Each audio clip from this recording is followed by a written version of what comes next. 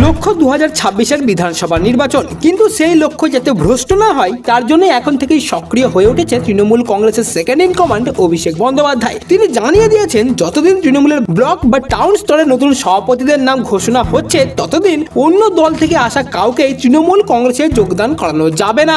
সভাপতি ঘোষণার পরেও এই প্রক্রিয়া খুব একটা সহজ হবে না। নতুন নিয়ম অনুযায়ী দল বদলিতের কথা জেলা কমিটির পাশাপাশি তৃণমূল কংগ্রেসের পরামর্শদাতা সংস্থা আইপ্যাককেও জানাতে হবে। রবিবার এই বিষয়ে জঙ্গিপুর জেলা তৃণমূল কংগ্রেসের পক্ষ থেকে ব্লক সভাপতি, বিধায়ক এবং শাখা সংগঠকদের একটি নির্দেশিকা পাঠানো হয়েছে। জঙ্গিপুর সাংগঠনিক জেলা সভাপতি খলিলুর রহমান এই নির্দেশিকা পাঠিয়েছেন। তিনি বলছেন, পার্টি বলেছে তাই করছি। তবে রাজ্যের অন্য জেলাগুলিতে এই নির্দেশিকা পাঠানো হয়নি, কিন্তু অন্যত্র কেন পাঠানো হয়নি তা নিয়ে অবশ্য মুখ খোলেননি তিনি।